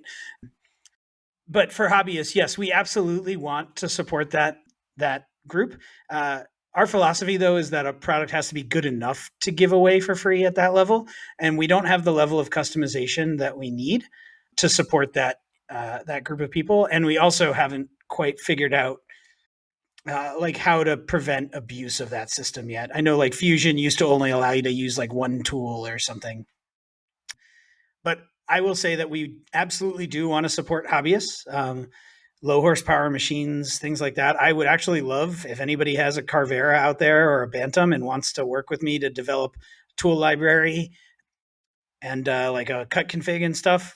Please shoot me a message. I'll be happy to give you a free pass as long as we can, get that data and distribute it out. Because I think those machines, frankly, are like untapped potential for a lot of the world, and people just don't realize how much you could actually make on those machines now. The Bantam in particular, even though it doesn't have a tool changer, can actually handle like some fairly large sized parts. And most people don't need more precision than it offers. So yeah, if anybody out there wants to help develop a tool library and a cut config that they'd be fine distributing, reach out and I'll work with you somehow. 2 things. I know it wasn't a question for me, but number one, if you like the Bantam, have you seen the Sheriff DMC2 and the DMC2 Mini? I have seen those. I have not had a chance to play with them at all. They look awesome. They are amazing. Like, before I started my job shop, I was very considering getting rid of my Tormach to buy one of those because of footprint to rigidity to, it's still a router at the end of the day and it's not a Tormach, but holy cow, the space it takes up in comparison while still being able to make most of the parts that I was making as a hobbyist was just like a clear no-brainer for me. They're amazing. They're awesome. Well, anybody who has one of those machines, reach out and I'd love to set up a profile there. I know they have a pretty beefy spindle on that machine. So. Yeah, they've got a great Facebook group. You should definitely join. Okay.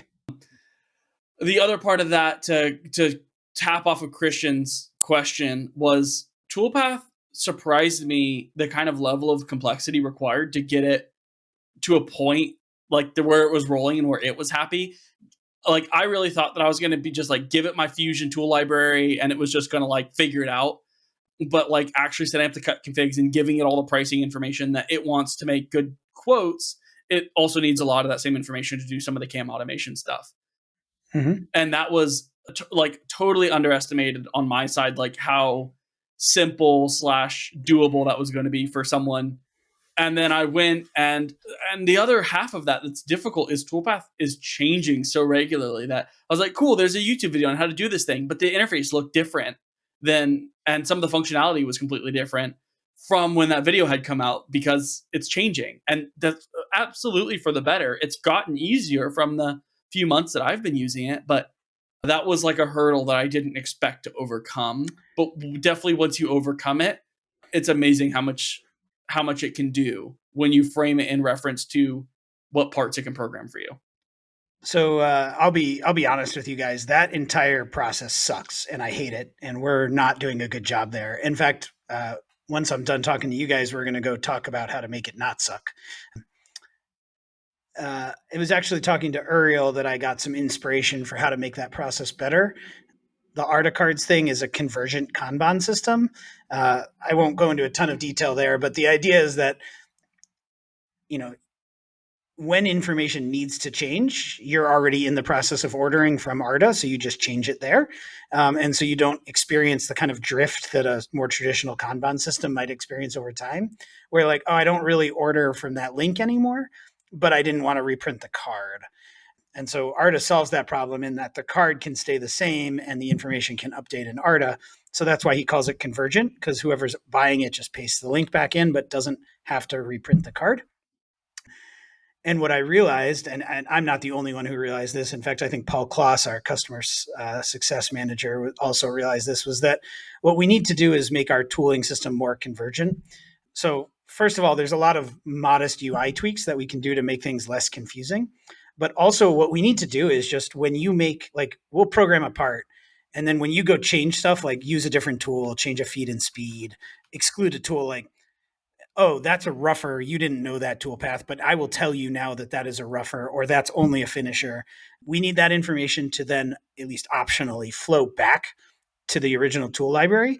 And so the idea there would be like, okay, when you've done 20 parts through Toolpath, pick a number, right?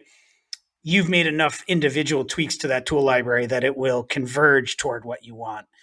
Instead of what you have to do right now, which is like rewire your brain for this new data model that nobody's ever seen before for how Toolpath wants to understand your library. That information needs to exist, but the way we capture it right now is unacceptably challenging. And so we're actively working on fixing that. It's good to hear. All right, I'm going to skip Christian's next question because he's basically asking if Toolpath is going to do 4 and 5 axis, which I think we've answered. His last one is, will Toolpath support on-premises use cases versus cloud? He imagines that some users are going to not want to upload their model. My first answer is no. We will be launching an ITAR compatible product in the not too distant future, hopefully this year. So my first answer would be, if it's good enough for ITAR, then you should be fine with it. If there's somebody out there who really wants Toolpath and absolutely must have an on-premises solution, we're probably not a good fit for you for the next year and a half. Eventually, yes, we will offer like a local install. It will not be cheap. Like, first of all, I think people underestimate how much compute power it takes. Like, we return results very fast, and we use a lot of compute to do that, a lot of parallel compute. So you're not going to install it on your desktop and get good performance out of it. But even if you're willing to like have us ship you like a mini cluster and like, it's going to be expensive, right? Like probably on the order of like hundreds of thousands of dollars a year. So only really big organizations that like, classified or whatever, somebody who just needs control over it would be able to sort of cover that, I think. So my real answer is, our plan is to support some like high security versions of the product, which should suffice for almost everybody. If there's somebody out there who's like, I need to have it, I want to have it, I don't care how much it costs, must be on premises, you better mean you don't care how much it costs. I'll give you a number and you better pay it, or we're not interested. But that's probably a year and a half out before we're ready to support something like that.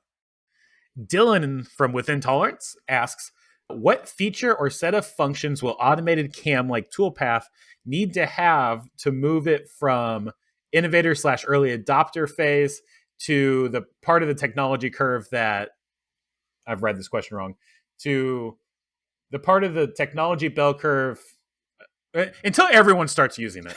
Apparently, I can't read. Actually, I think that convergent tool library system is one of the key things that we need. More customization. Beyond that, honestly, I think it's on us to just continually improve the libraries and make it so that what happens is this is a CJ Abraham quote, but he says like 100% automation is awful, but 90% feels like magic. So the killer feature I actually think is the ability to change what the AI is doing. What I don't want is for Toolpath to become just like this giant wall of like checkboxes and drop downs so that you have to find like exactly the right magic setting to get it to do what you want. But there needs to be a way for you to be like, look, I like using my face mill or I don't like using my face mill. Here's how I prefer to bore holes. These are the, when I do a quarter 20, this combination of drill and tap is what I like to use. These are the thread mills I like to like. Those kinds of customizations, I think, are what will allow it to go more mainstream. But the trick is I can't just offer a wall of features. So right now, the Toolpath user interface, and like we talked about with the tool customization, it's too super dork. Right. What we need to do is find ways to make that system convergent so that users can make the small changes they're used to in a CAM system, tweak a feed and speed, a step down, change it from adaptive to traditional, swap out a tool, make it so that it prefers like I don't know how to solve this one yet, by the way, but the top hatting tool, the down cutting end mill tool, how can I tell Toolpath that I like to use that, but only on Op2 and only to take off the top hat? Those kinds of things, and then have it so that it can capture those. The sort of dream state that I would love to get to, and we are actually working on, is like, here are 5 Fusion programs that I've used to make parts from, and then we would bootstrap like a very good approximation, a cut config that's a very good approximation of those programs, and then you would keep tweaking from there. So I guess that's my answer, Dylan, is that we really need to be able to like parse your F3D files and then generate our approximation of a cut config. And then from that point forward, every time you make a change, hopefully not in an annoying way, we ask you like, is this a forever change or only on this part change? I am pretty strong under the opinion that you could have a pretty awful user workflow. You could also have a pretty terrible user interface. But as long as people have really good resources on how to use it and good documentation on what the use cases are, that is really what makes things 1,000 times easier. Like if you have a great 10-part YouTube series on like how this works, I know that's so hard for you guys because of the change of information, but like some really good like opportunities to read the documentation on what this is and what this means. I think that anything is learnable for anybody. And so building that enterprise documentation would be like if you guys had phenomenal documentation in place, not saying that you don't, but I haven't explored it too much. Like this would be a product that I could recommend to my aunt who's never run a machine ever and would be able to figure it out. Right. And I think that's the thing that's missing for me. So I have 3 rules for documentation. These are famous rules from my prior team at NASA. My first rule is nobody will read your documentation. And my second rule is nobody will read your documentation. My third rule is you have to write it anyway, because usually what happens is somebody asks you for help and then you can send them the doc page that you know exists for them to look at. We are working on active documentation, or actively working on documentation, because things are changing. Video series are a little tough.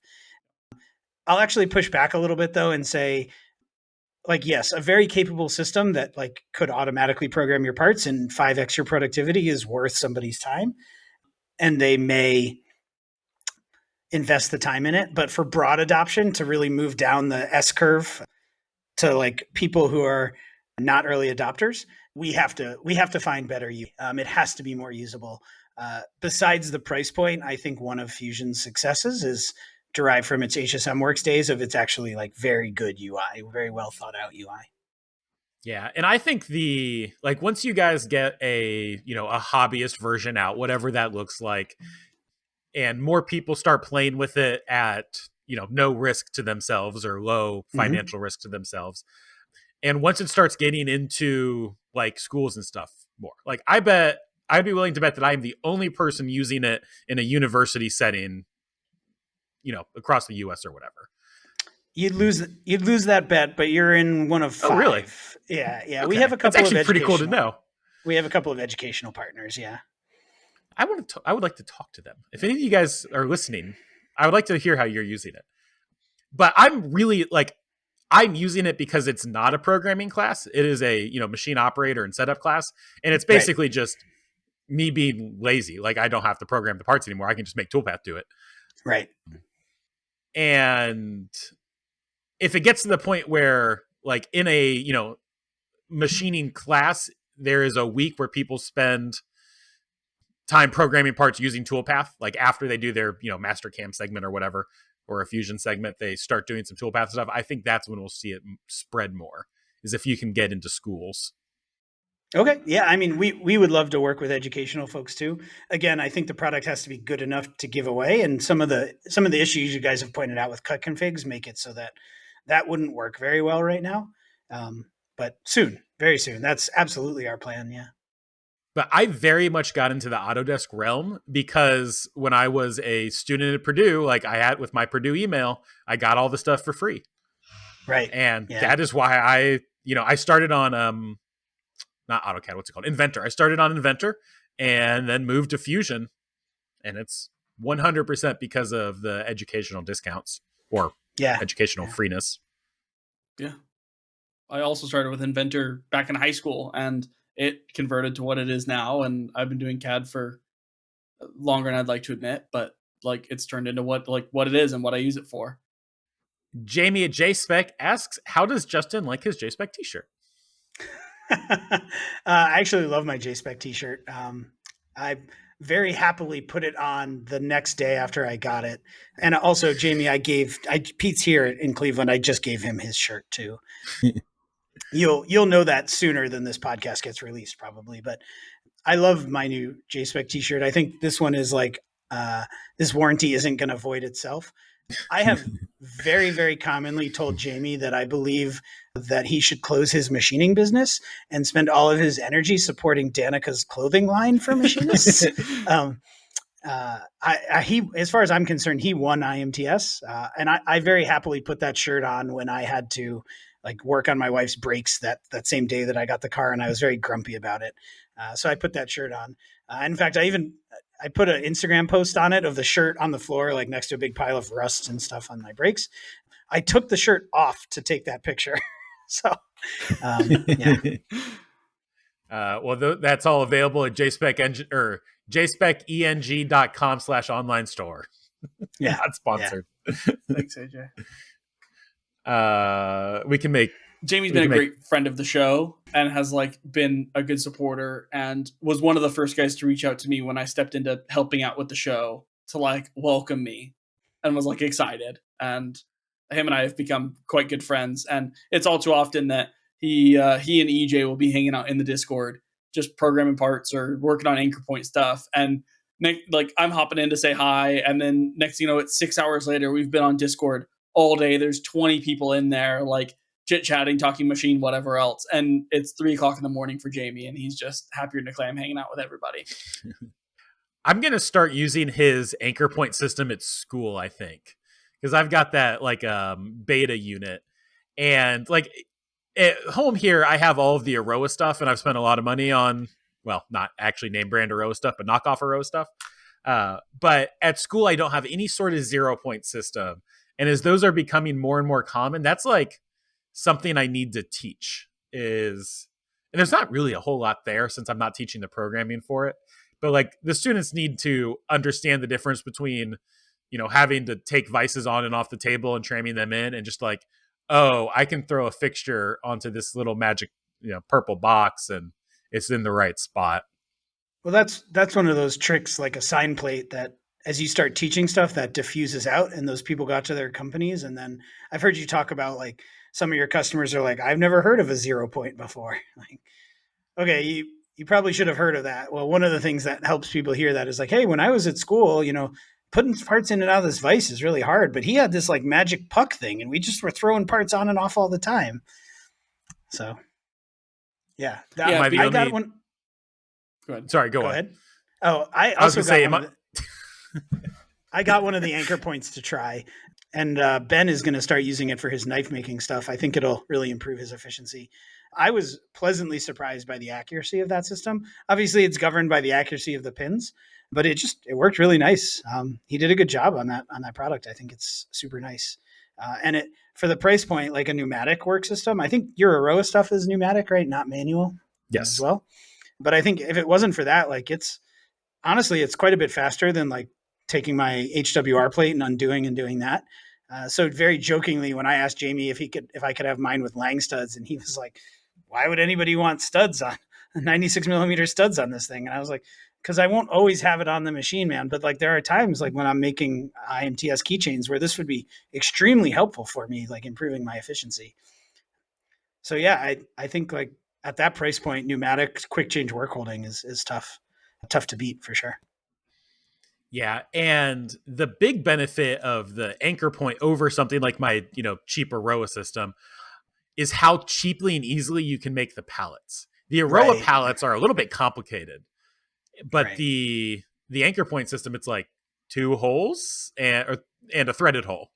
Right. And then a poke yoke pin if you Poke want. yoke, yeah. Yeah, It's a and cool then it just product. uses a BT30 pull stud. Yeah. Yeah. which is super smart. Yeah. Yeah, it's my first experience playing with 0 points of any kind, and it wildly impressed me. Also, whatever magic he's doing for the shipping, I ordered one on Monday. He shipped it Wednesday afternoon at like 4 p.m. West Africa or South Africa time, and it showed up on my door Friday before noon. Well, you know how he's doing that, right? By just paying someone else to do it for him. No, Jamie owns a G600 Gulfstream jet. Oh, he yeah, just flies it here that himself. makes He sense. flies it over. That makes sense. Yeah. Either way, he's got it figured out. The product showed up. The packaging was great. Like it came. I was like, oh no, I have to like go to McMaster and buy some like weird metric, 6 millimeter push to connect fitting to connect it to my air manifold. And he just like gave me all the things in the box. I was like, oh, you like actually thought this out. And he like gets the memes because I did message him and say, how much do I have to pay you to make me a custom serial number? And he says, do you want 69? And That was yours? yes, that is mine. Okay. That is mine. Like I didn't even have to say it. He got it. He understood the assignment. Say, I saw his other shirt at IMTS. Yeah. On that note. Well, Oh, wait. That was premature. Justin, do you have any other final thoughts? No. Thanks for talking with me for 2 hours, guys. It was a lot of fun. this is a good time. Anything you want to plug or shout out on the podcast while you're here? I'm always a little hesitant to pimp Toolpath, but I'll let everybody know that we have a special going on right now through the end of the month, which I don't even know this podcast will be out. If you listen to the podcast and decided you wanted to try it, reach out to me. We'll extend the special deal to you as well. But if you missed the deal, so that's it. The podcast Toolpath.com. it'll likely what is be the out special? very soon. Oh, good point. So you can either have $1,000 a year for 3 years. So you lock in the price for 3 years. Normal price is $1,500, or you can get $125 a month monthly subscription. Normally it's like $175, I think. Wasn't there something with Kennametal too? There is. I suspect all of those will be gone by the time this goes out, but just in case there's not, the next 70 people to sign up for Toolpath will get like a free Kennametal tooling kit. Kennametal did make an investment in us, so just so everybody knows, but their marketing team very graciously put together a nice end mill kit to send out, including the kit has like one of their dual lock holders in it, like the ones with like the thread on end mill stuff. A little bit weirdly, it's a chamfer mill that we put in there because, believe it or not, that was the only chamfer mill that we found in their library that met our requirements. So if you get one of those, you'll get. They're actually not cheap, these dual lock holders. But yeah, so if you hear this in time, sign up. And there is a preference for people who sign up for the annual. So it's like the first 70 people who sign up for the annual subscription. And then if there's any left after that, they'll be monthly subscribers. Okay, the real question is, does it work with AG's affiliate code? Yeah. Yeah, it does. Link in bio, or not bio. This isn't Instagram stories. Link in description. Definitely link in description. Absolutely. Yeah. The show will likely go early access by the end of the week and live or early next week. Oh, okay, cool. You can't do early access sooner, so our Patreons get first dibs on the special announcement Toolpath deal. I mean, it'll probably be early access today at some point, like realistically. Well, just post it on your Discord or whatever, right? So then they'll get it. Yeah, that's half of it. Mostly they get preferential treatment because that's where I hang out most of my time anyways. And so they get the link before, like, YouTube hasn't even processed it. And in most cases, I haven't changed the title, thumbnail, or anything else of it. And I just give them the link and here you go, friends. And then after I've taken time to sit down and actually put the rest of it together, then it goes on Patreon and all the other places. So Patreons, definitely join the Discord if you haven't already. Well, since Harrison's not here, I guess I have to say the goodbyes. Thanks everyone for hanging out. Justin, thank you so much for joining us.